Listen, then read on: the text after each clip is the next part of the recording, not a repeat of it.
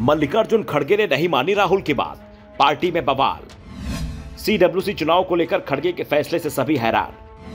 CWC में खड़गे के विरोधियों को नहीं दी जाएगी जगह। जिस बात का डर कांग्रेस नेताओं को लग रहा था वो सच हो गया।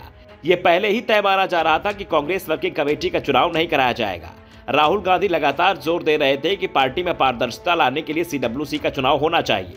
पार्टी कई क्षेत्रीय भी सीडब्ल्यूसी के चुनाव पर जोर दे रहे थे, लेकिन पार्टी के दरबारी नेता इसका विरोध कर रहे थे, क्योंकि सीडब्ल्यूसी के चुनाव में दरबारी नेताओं की कलई खुलने का डर बना रहता है। क्योंकि राहुल गांधी ने साफ कर दिया था कि जिसे सीडब्ल्यूसी में आना है वो ही चुनाव लड़कर आए।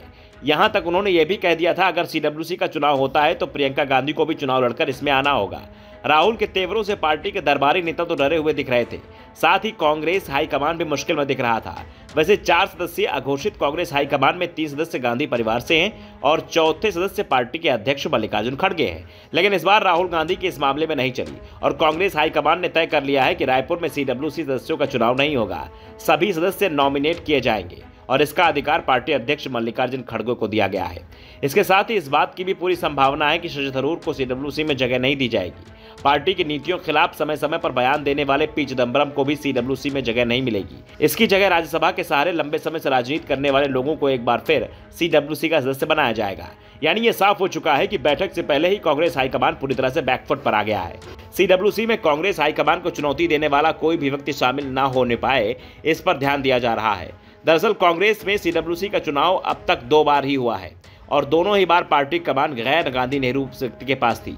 पिछली बार 1992 में सीडब्ल्यूसी का चुनाव हुआ था। उस समय पार्टी अध्यक्ष पीवी नरसिम्हा राव पार्टी के अध्यक्ष थे। सीडब्ल्यूसी में कुल प्रधानमंत्री सहित 23 सदस्य होते हैं, जिसमें लोकसभा और राज्यसभा में पार्टी का नेता भी शामिल होता है।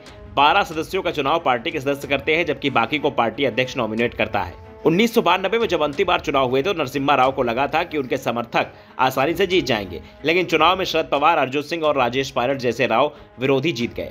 लेकिन राव ने परिणाम मानने से इनकार कर दिया और कहा कि चुनाव में कोई भी SC/ST वर्ग का व्यक्ति नहीं जीता है, इसलिए ये चुनाव नहीं माने जाएंगे। इसके बाद राव ने सीडब्ल्यूसी के सभी सदस्यों को नए सिरे से नॉमिनेशन किया। अर्जुन सिंह और शरद पवार को भी इसमें जगह दे दी गई, लेकिन दूसरे विरोधियों किनारे लगा दिया गया। बाद में अर्जुन सिंह को तो पार्टी से बाहर कर दिया गया।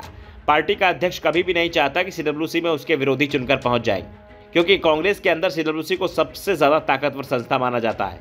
पार्टी की रणनीति पर इसी में चर्चा होती है और बिना सीडब्ल्यूसी की मुहर से कोई प्रस्ताव तैयार नहीं होता है। सीडब्ल्यूसी इतनी ताकतवर होती है कि पार्टी के अध्यक्ष को भी हटा सकती है।